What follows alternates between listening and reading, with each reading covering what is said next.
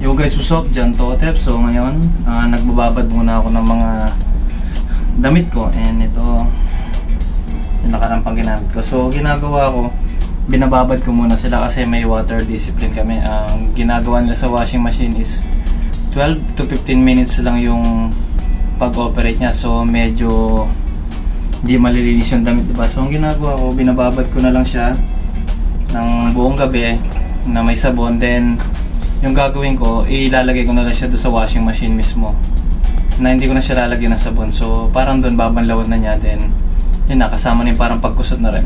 Kasi yung ano naman, mga brief at saka medyas, so babanlawan ko muna isa-isa para matanggal yung dumi. So water discipline, pero gumagamit ng tubig. So mas mahigi na ito, diba? Kesa naman doon sa washing machine ako magtagal ng tubig. Mas marami naman yung kakainin na tubig na, or mas marami naman yung ikukusyon na tubig na kesa dito. So babad lang natin sila dyan.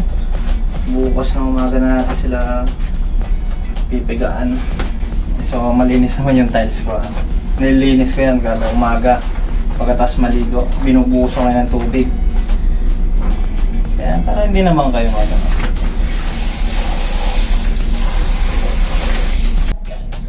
So next naman is decolor, yung kapanlaman natin. So nilagyan ko na ng konting sabon muna to kasi alam ko medyo madumi itong mga decolor ko. Okay, ganyan lang, pasensya na kayo, hindi talaga ako labander. Peeling lang ako dito, peeling chip cook lang ako. Okay, so ganyan lang para mabilis ang trabaho, diba? Then hugas ng kamay.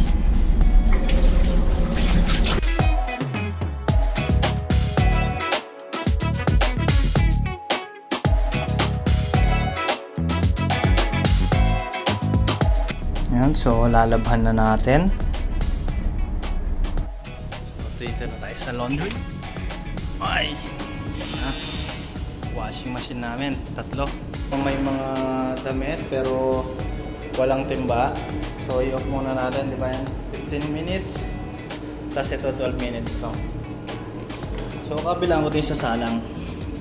So pag ganyan, walang timba, siyempre normal ilalagay sa taas.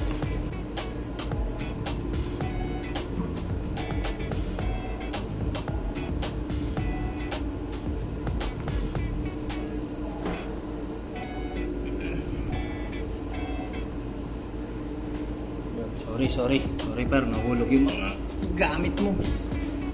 Okay, so dito na lang ako maglalaba.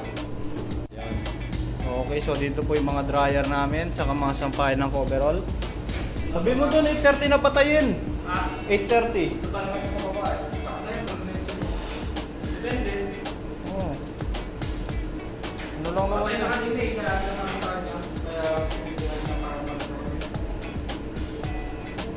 Dapat linggo. Kasi ito man yan.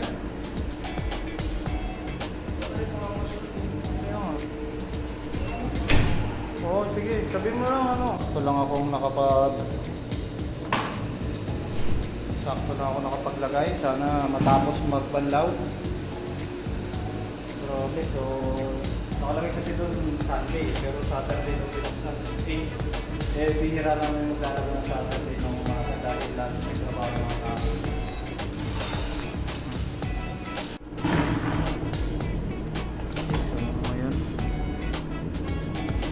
Parang natapos naman. Okay, so parang natapos naman. Thank you.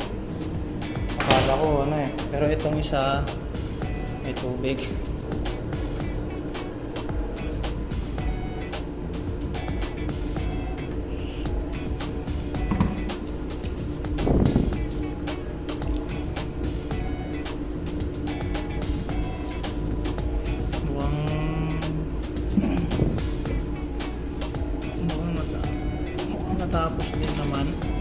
Mukhang natapos din pero hindi lang siya nag-drain.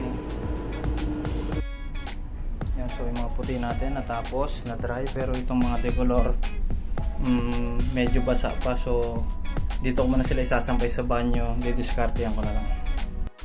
Yan, so after 20 minutes na babanlaw, saka pagpiga, na-discartehan ko rin sila. So dito ko muna sila papatuyuin ng konti hanggang wala nang tulo-tulo. So diba yun, medyo mahirap kasi yun, naabutan tayo ng time limit. Tapos yung iba dito ko na pinapatuyo dahil yan sakto sa aircon. Then yan. So dito na mahulog yung mga tubig-tubig. Then lalagyan natin sila ng sahod. Tapos yung mga puti, ayan dito na. So hindi po kasi ako nagdo-dryer dahil yun nga nakakanipis ng damit saka mabilis masira. Kaya akala ko kanina medyo tuyo na, pero yun nga, basa pa pala ako. Sana kung tuyo yan dito na ako nagdidiretso yan, kaso medyo basa pa. So yun nga. So thank you for watching John Totem.